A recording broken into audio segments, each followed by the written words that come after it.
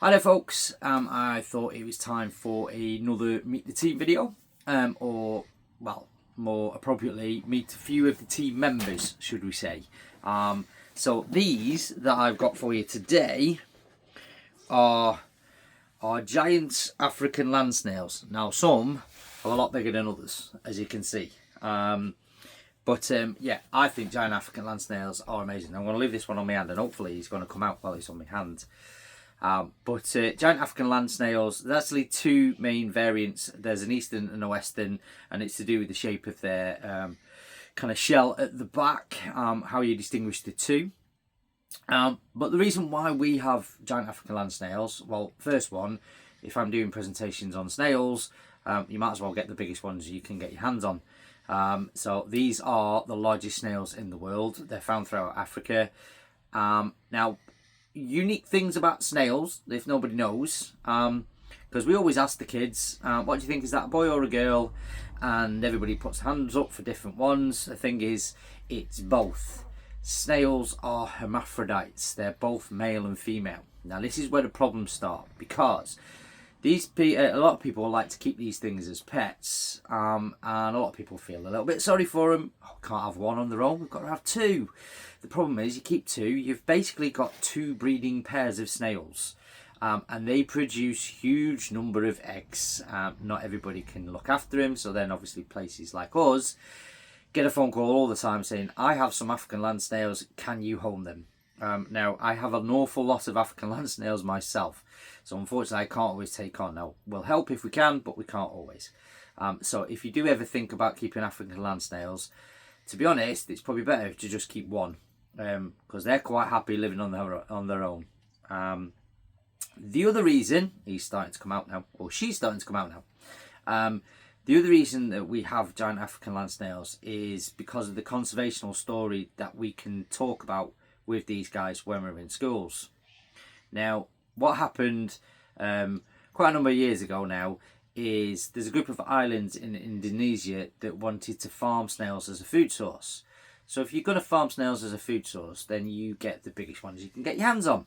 And they were able to farm these things outside as well, because the climate was very similar to the climate of Africa. So they were keeping them in large netted off areas. Now the thing is, when these things first hatch out, they are tiny. So the little white bit at the end of the shell there, that is what the snail was born with. Now it grows along this ridge here. So in essence, the snail's turning constantly as it's growing. Now, thousands of these things got out all over the Parchless Islands, and started to decimate local crops and plants. So what the Indonesian government did, in its infinite wisdom, was to release another snail onto the island called the wolf snail. Now what this one is, it's a carnivorous snail that eats other snails. Now, like all carnivores though, it went for the easy option, which wasn't the African land snail. It was the local parchless snail. Now, what it does, it finds a snail trail, follows it up, climbs on top of it, basically sticks in two kind of spikes and then sucks the inside out, as in essence how it does it. And it went for the parchless snail. Now, they have completely wiped out around about 50 species of parchless snail that are now extinct. I think it was something like 84 were made extinct on the Parchless Islands, with 50 now completely extinct in the world. The others that were saved were being bred in zoos and animal collections around the world. Now, I used to work for Bristol Zoo for a short period. While I was there, they had a species of parchless snail. The whole world population for this species of parchless snail was kept in a tank that was about 2 foot square. The problem you've got with parchless snails as well is what they eat. Now these things will eat any fruit or veg or anything you throw in for them, basically. Parchless snails generally feed on specific types of fungus, which makes them quite difficult to look after in captivity. Now, last year, I think it was, for the first time, they were able to actually release some of the captive bred parchless snails back onto the islands. People have been basically going out and taking control of the situation by collecting these and the wolf snails, which makes it safe to release the parchless snails back onto the island. Now, you may think, oh, it's just a snail that's disappeared.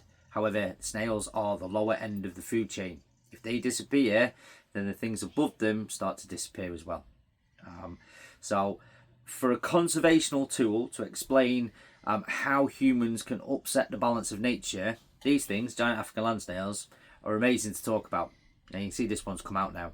And we've got the 4 stalks, 2 at the bottom they use for feeling, and then 2 at the top. If you were to look really closely, there's a little black dot just at the end. That is their eye. Their eyesight isn't very good though. It basically sees shapes and shadows, dark and light. That's about it. But this one, I think this one's amazing. This one is the biggest one we've got.